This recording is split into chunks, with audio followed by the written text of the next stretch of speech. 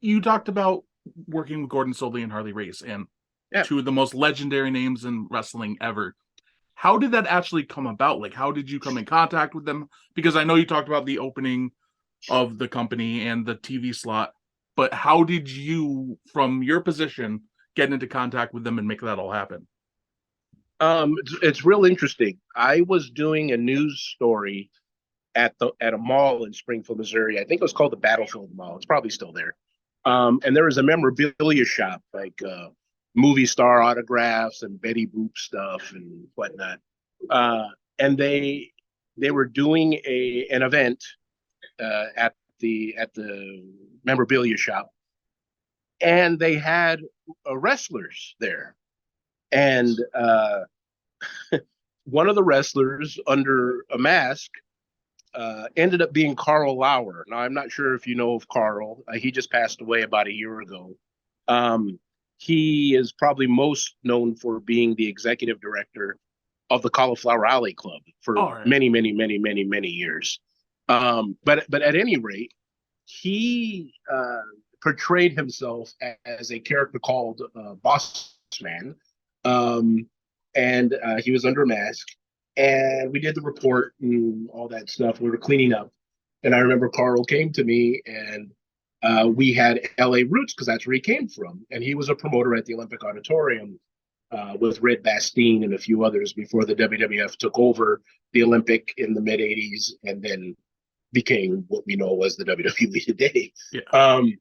But Carl had a license, a promoter's license, and I hadn't made the pitch yet. Oh, this is probably all this is going to all tie together. So Carl had a promoter's license in Missouri, and he said to me if I ever wanted to get into wrestling, give him a ring. And when I pitched to the station, let's do this, I guess I had Carl in mind because that's who I called to do the events. And since he was the executive vice president of the Cauliflower Alley Club, before we went on the air, he told me that I should probably go to a CAC event because I would meet people.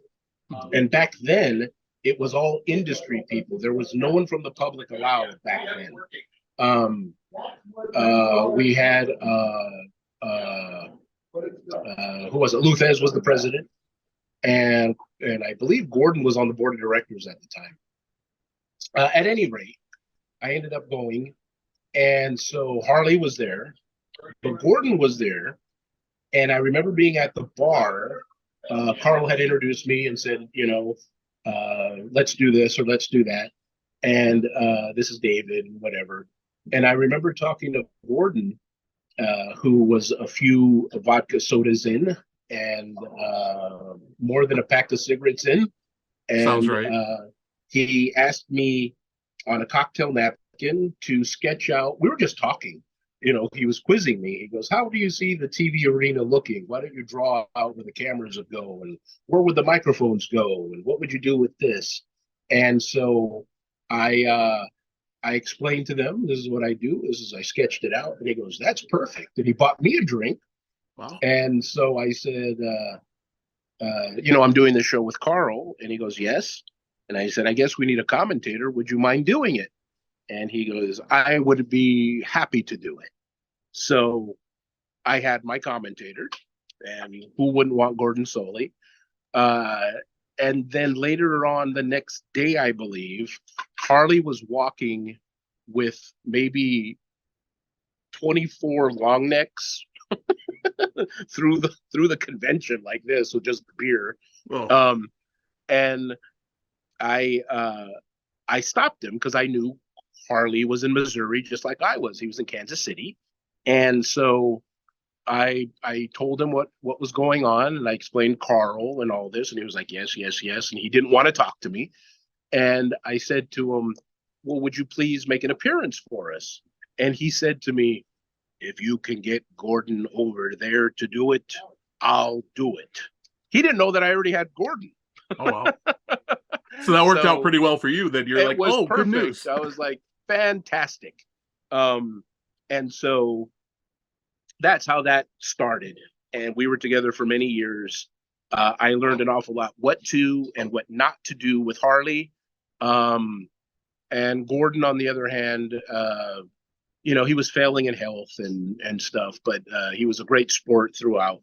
But you can't get that type of education. Like, No. I was with them daily, whether they're on the telephone or in person, especially with Harley in person. I saw Harley all the time. And yeah, we worked a lot together. So a lot of my habits, luckily the bad habits I've got rid of. but years ago, if you talk to people who knew me then, I was kind of a different person just because of the education I got and what I thought wrestling and how to treat wrestlers. Not they were treated bad, but just all the stereotypical things you hear today about what a promoter would do to a talent. And I was taught to do that. And unfortunately, in the beginning, that's what we did. But here we are, 20 plus years later, and we don't do that anymore. Learning curve, and the world has changed. Wrestling has certainly changed, and you've seen a lot of that change.